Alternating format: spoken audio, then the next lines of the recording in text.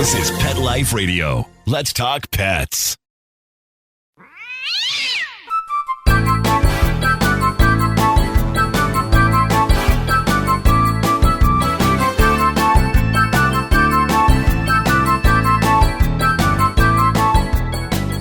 Hey cat lovers, welcome to 9 Lives with Dr. Cat. I'm your host, Dr. Catherine Prim. I'm a small animal veterinarian and obvious cat lover. So today I have Arden Moore with me, and she is special because she also hosts a show here on Pet Life Radio called Oh Behave. And here's the other cool thing, she is also a pet health and safety coach. So I want to talk with her about her journey to do that and what it entails and all the fun she's had doing that, as well as the fun she has on her show, Oh Behave. So we'll be right back with Arden after a quick message. You know what I love? I love my cat. My cat Scamper has discriminating taste. He doesn't like just anybody. So when he acts like he loves me, it makes me feel good, like somehow I made the cut. But you know what I don't love? Cleaning up Scamper's litter box. Which is why Arm & Hammer created new Cloud Control Litter. There's no cloud of nasties when I scoop. It's 100% dust-free, free from heavy perfumes, and it helps reduce airborne dander when I scoop. So what happens in the litter stays in the litter. New Cloud Control Cat Litter by Arm & Hammer. More power to you. Let's Talk Pets on PetLifeRadio.com.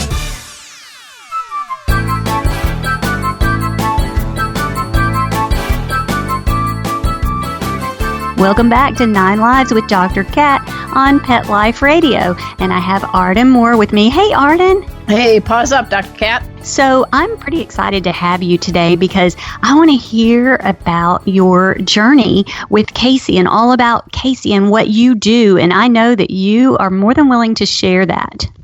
Me? Wow, you got that right. Well, folks, Casey is my first orange tabby I've ever had. I've had cats all my life. And there's a lot of truth to what they say about orange tabbies. In the case of Casey, he hails from the San Diego Humane Society. I got him when he was about 4 months old. And he has never met a stranger or a strange place. He exudes a lot of cool cat confidence. He is a certified therapy pet through Love on a Leash. And he rocks it teaming up with my dog Kona. And we teach veterinary-approved pet first aid classes all over. So he's been to 12 states, Dr. Cat. So what does that look like? I mean, just tell me what one of the classes entails, because I'm fascinated by that. Well, it's about a 4.5-hour class, and we customize it for whom we're teaching. So we have taught canine police officers, professional pet sitters, groomers, dog boarding staffs, pet boarding staffs, and just, pet parents that really want to learn a little bit more about how to keep their pets safe. And I just am amazed because Casey teams up with my dog Kona, and we are actually checking things like Casey's pulse on his femoral artery. We're doing a capillary refill check on his gums. He purrs while we do a one-handed chest compression to teach people CPR. We fake out like he broke a leg, and he stretches out his long front leg, and we wrap it up, and he works for treats. So he works for treats, and he does all this happily. So how did you train him to do these things? This is awesome. I hypnotized him. No, I'm just kidding. Well, like you, I'm all about using the right ways to teach a cat and dog and set them up for success. So I was the editor for 8 years of Catnip, which is through Tufts University. So I have had my brain bombarded by great veterinarians that are board certified in many different areas, as well as applied animal behaviorists. And I've written a number of books. And so Casey is my latest cat. And since he was a kitten, I conditioned him to being touched and his paw pressed, so he does really good when he gets his mani-pedi. He purrs. And I just made it so that it was a fun adventure. And as you know, with cats, it's all about negotiating and never forcing, right? Well, I think it's that way with everybody, really. Yeah, but yes. Cats even more so. Yes, that was my idea at this time, right now. Yes. Well, and we're the smart ones, right? So I just try to stay a step ahead of Scamper. Sometimes I'm not.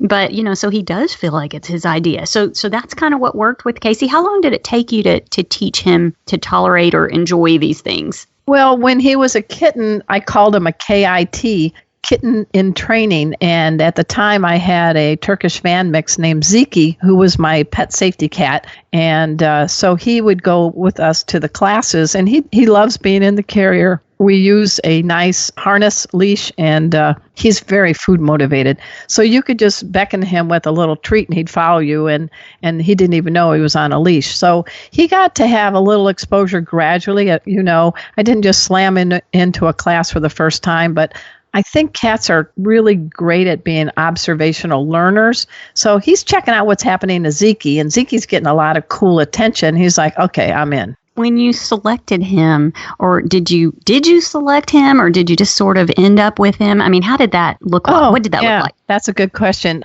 A lot of times, as you know, with cats, they usually just kind of pick you. And through the years, I've had a number of cats that have been from the streets that have said, hey, human, you're the one. But with Casey, he was at the San Diego Humane Society, and they were actually having a pet adoption at a local PetSmart. And I knew that my cat, Zeke, was at a stage where it was time to get a successor and pet first aid and pet behavior training classes I teach. And you know what? I was watching all these cats, and I noticed that Casey was 4 months old at the time, and he was very friendly to everybody that was saying hi to him. But I saw in him that he also was very confident in himself and could amuse himself quite well. He didn't shy away from the front of the module where he was in. And I kept studying him. And then a gal was going to teach a dog training class there, and she had a cat-friendly border collie. And I thought, well, I want to see how he is with doggies. And we set it up so we had them apart, so they're both facing treats in front of them, but they were spaced apart. And I noticed that Casey could care less about the border collie. He was all about the treat. And then gradually they got to be closer and closer together. And he just kind of sniffed the dog's ear and said, I want that treat. And I'm like, okay. And at the end of the whole thing, when he was tired, Casey took his little blanket in his module and just threw it over his head and went to sleep. I'm like, okay, this is a confident cat that's up for adventure. So that helped me pick him. That is so cool that you saw him and you saw his gifts, and then you've been able to use them to teach people to be better pet owners. So you said that you've taken him to 12 different states and you've taught all kinds of different people. Do some of the stories stand out to you? Well, he just recently came back from St. Louis, and we were flying there. And folks, when you want to travel with a small dog or a cat on a plane, I highly, highly encourage you to please do not put him in the belly of the plane. We don't know really what's happening there. Years ago, I was trained with Pet Airways, and we learned from the airline industry that if happens in the plane, one of the first protocols for the pilot is to admit something in the belly of the cabin to snuff out any potential fires. And they have to do that before they even open the door to check. So that means anything living there would be gone. So I'm never going to fly a dog in a plane unless they're small enough to carry with me. But with the case of Casey, the other rule is I've learned also from experience to please make sure you've booked your reservation for your pet, because airlines only allow so many pets in the cabin per flight. And third, make sure that they really dig being in a carrier. So here I am, Dr. Cat, with Casey, and I got bumped up to first class because it's a short flight and it was $100. And I'm like, well, that's cheaper than the charge for the luggage you have to check in. And I could have Casey go first class from Dallas to St. Louis. That sounds fun, doesn't it? And so I put Casey in his carrier in front of me. And this lady that was really yapping loudly in her phone and chewing gum, and she plops down next to me and she says, "Oh, you don't have a pet in there, do you?" And I said, "Well, yes, I do." "Well, it's not a cat, I hope." "Well, yes, it is. His name's Casey." "Well, I hope he doesn't talk during the flight." I'm like, "Well, you're talking loudly." And I said, "Well, I guess we're going to see." And Casey had the mute button on. We get out and we go to the Cat Writers Association's 25th annual conference in St. Louis at a hotel. Casey, folks, loves riding in a pet stroller. He wears a cowboy hat sometimes. I try not to make him too embarrassing looking. And he walks on a leash. So we strolled into the lobby with Casey in his stroller, looking mighty fine. And throughout the whole conference, he was on his best behavior. He loves being in a hotel room. And Dr. Debbie Horowitz was the keynote. Do you know her, Dr. Kat? I know who she is, but I have not met her in person. Very impressive. Yeah, she's great. And so she's giving the keynote about, up in the game for cats. And Casey's in his stroller with me in the back of the room. And she asked a rhetorical question. I mean, she said, if we could ask cats what they really wanted, this is what they'd say. Wouldn't you agree? And I'm not kidding. On cue, Casey went, meow. Oh, my God. And she said, exactly, Casey.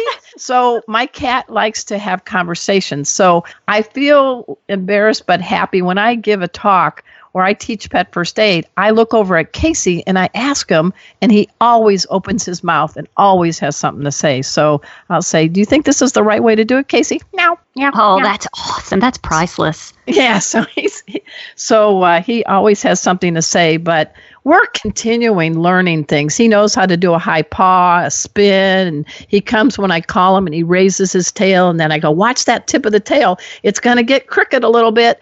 And everybody, that means Casey thinks I rock his world. And I call him my BFF because he is my best feline friend. Awesome. Well, it's funny that you mentioned the lady on the plane, that she was worried about him talking. You know what? She probably has been around a cat who had some cat carrier anxiety and yowled and yowled and yowled. And that's actually a sign of fear, anxiety, and stress. That cat fears for its life. Now, obviously, Casey doesn't fear for his life inside his carrier because you've taken the time to teach him. But all of my listeners, your cats need to learn to not be afraid of their carrier. You can't just stuff them in it and take off. That's just not going to work. Well, and I agree with you, Dr. Cat, because when I got married, I inherited a now 13-year-old cat named Mikey, a black cat, who wouldn't even go near a carrier. And it was quite a little match to try to get him with his annual visit at the veterinarian. But I convinced my spouse that we need to incorporate fear-free techniques. We do go to a fear-free certified veterinarian.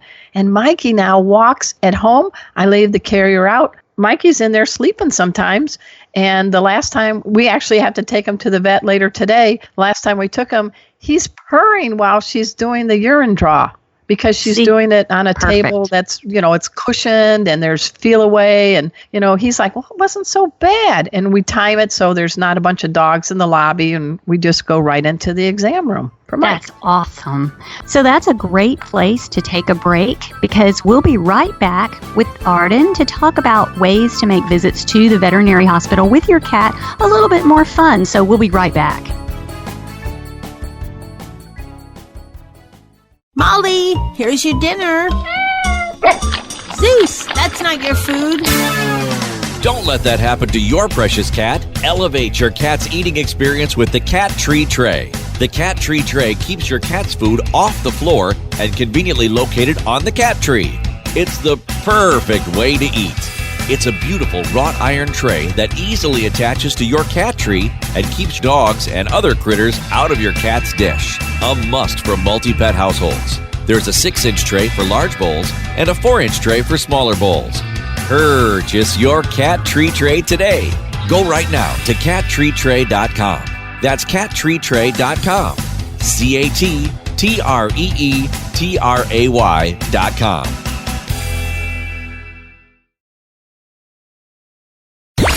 Let's talk pets Let's talk pets on Pet Life Radio. Pet Life Radio. PetLifeRadio.com.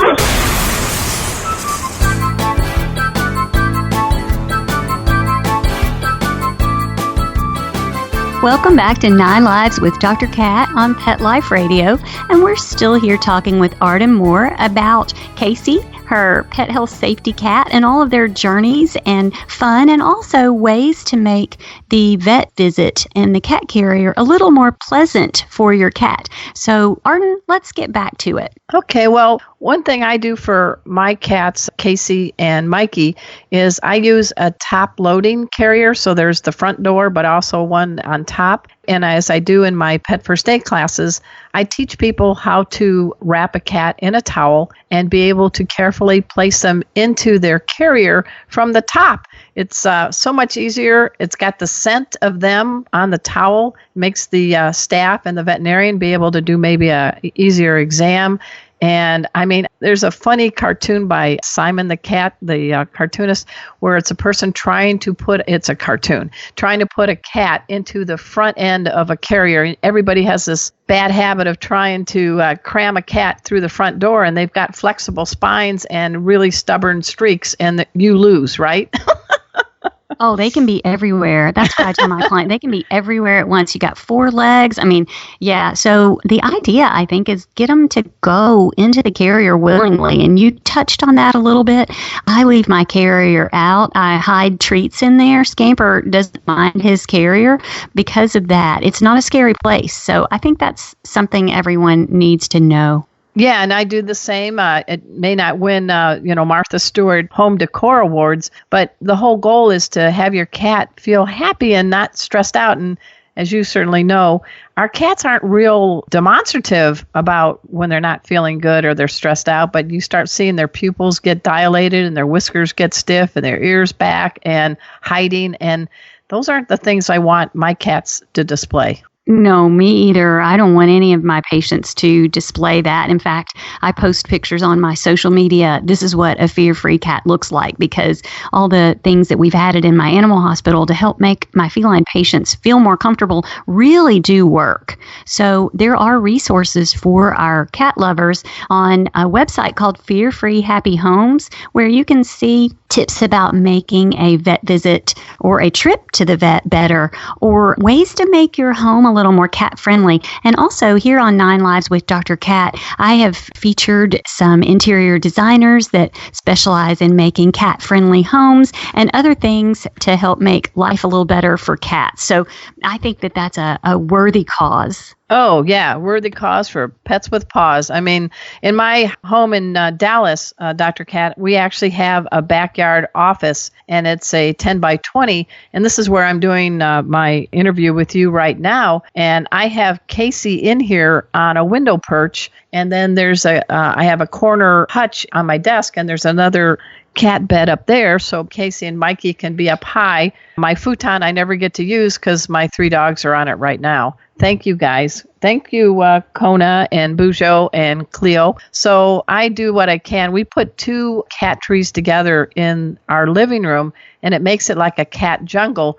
So Mikey and Casey get to go up, down, and all around, and they seem to like it, Well, I did an interview with Kate Benjamin, and she has House Panther as her website. Love her. She does, yes. Isn't she great? And yes. She gave us some tips about ways to make these things a little more aesthetically pleasing to the humans in the home. So certainly you can get cat carriers that aren't ugly. So, and I love the top loading ones. That is excellent advice.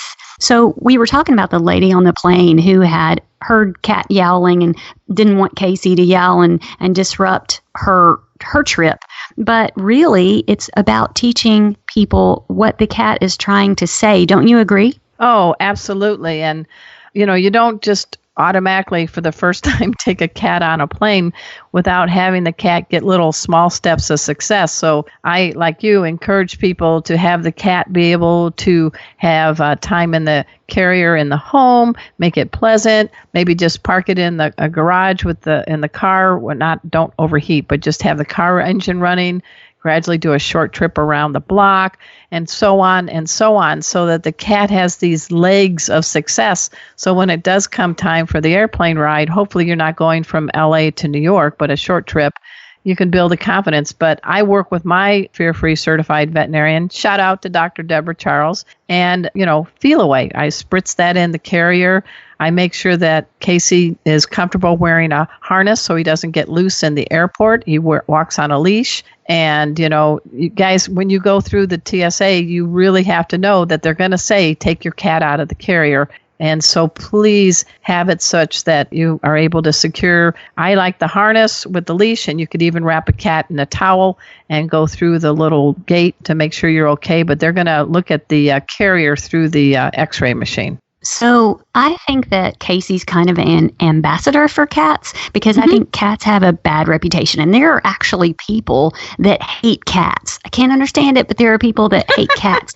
Cats are something that sort of inspire very strong opinions, I think. But you and Casey are making an effort to change that, and I applaud that. Well, thank you. I mean, one of my favorite tales was we went to Mississippi to teach a bunch of canine police officers. And there was one, and my sponsor for that was a wonderful sergeant who happened to just tell me at the last minute as this dozen police officers were coming in to be certified in pet first aid. Oh, by the way, they might give you a hard time, especially this one guy. He hates cats. I'm like, thanks for telling me now. So I am an ex-sports writer, so I say bring it. And so what we did was we were showing on Kona how to, do certain techniques. And then I said, the officer in question declared, I hate cats. I think, and pardon me, this is radio, I think, direct quote, all cats are assholes. And I said, okay. And he went out to take a break. When he came back, and I said, I'm so glad you're back. I said, we're getting ready to show how to do CPR on a puppy or a kitten or some small dog. And so we're going to pretend that Casey is a puppy right now. And I put him with this officer. And while he was practicing, well, now we're not doing totally 1/3 to 1/2 down the chest compression, but Casey was looking at him and purring. And the officer said, Casey's not an asshole. And I said, he thinks the same of you.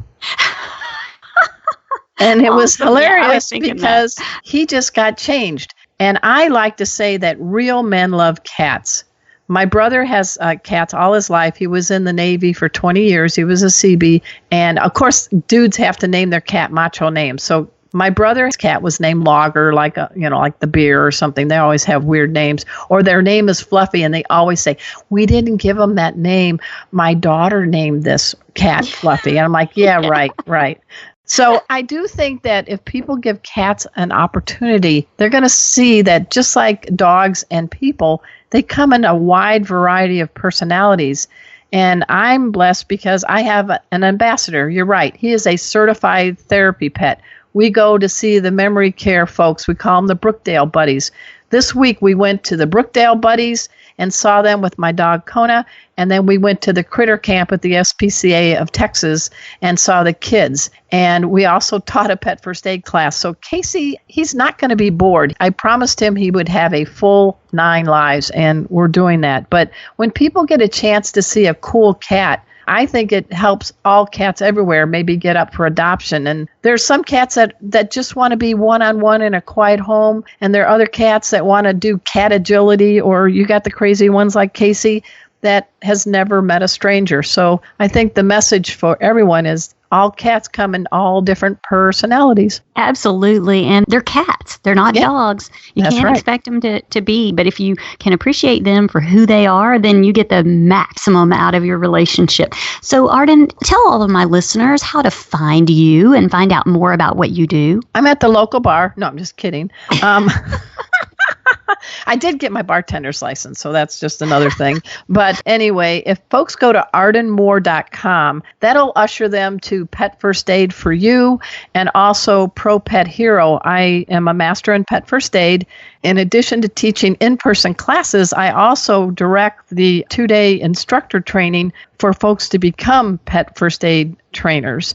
And then, of course, on Pet Life Radio, my Oh Behave show, and like you on social media, I'm so glad my mom gave me an unusual first name, Arden. If you just go to facebook.com/Arden Moore, you will see all the antics that Casey is up to and my dog Kona and myself. I use social media only for good. It's non-partisan. I don't do religion. I only try to bring out the best in pets and their people. Yeah, I try to use positive posts. Yep. So, because negativity brings us all down, and animals aren't negative. Animals are always a source of joy.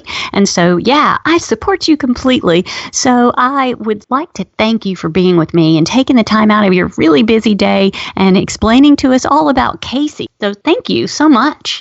Well, it's been an honor and a delight to be a guest on your show, Dr. Kat, and I hope everybody tunes in to what you're doing everywhere, because if we could clone you, this would be a perfect planet. I don't know that my husband would agree with that. Well, he's not here. Casey would agree. Casey's purring right now, and he's got, yeah, she's got a good voice. I like her. Yep. And she likes cats. Yeah, she's all right. She rocks.